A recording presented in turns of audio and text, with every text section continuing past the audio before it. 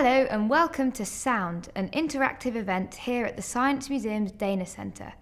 Sound is the first event in our Five Senses series and is funded by the Royal Academy of Engineering. Tonight we'll be exploring how acoustic engineering is being used in art to create new audio experiences.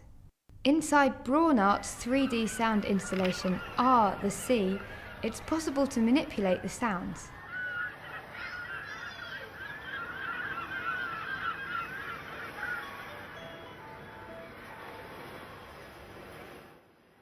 I think people that go into R, the Sea hopefully have an opportunity to experience a 3D soundscape of the seaside, to really think about where the sounds are coming from, whether they believe it really is the seaside and how accurately it reflects what they remember and imagine a seaside to sound like. And I think most importantly, it then enables them to play with it. And I think that perhaps the quality of how they listen to that 3D scene changes if they're able to manipulate it themselves. What have our guest speakers been doing with the audience?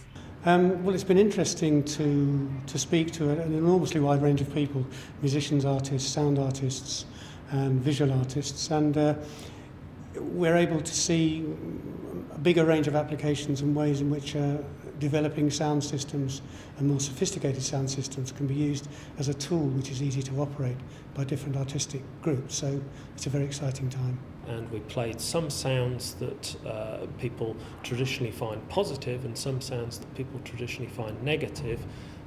And we found that when I didn't identify what the sounds were first, it was quite interesting. They all sounded quite similar, and a lot of people actually preferred, for example, the sound of a motorway to the sound of a waterfall. This is interesting to me because I'm running a research project to try and characterise how people perceive sound in the environment.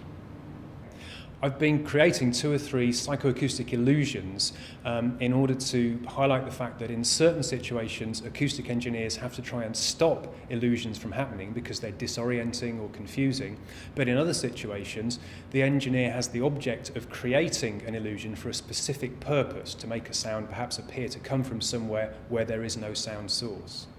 What does the audience think about engineering after the event? It kind of challenges some of the stereotypes, I guess, of engineering.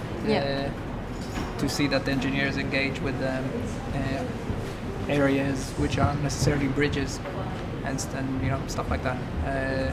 Don't just do elevators. And elevators and buildings, yeah. So it's also sound and overlapping between science and art, and it's interesting.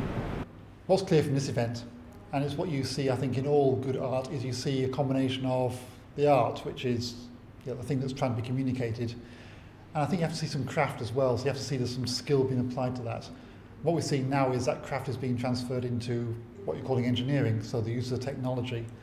Not just the technology itself, but the fact it's being used and focused and used in a creative way to actually further the vision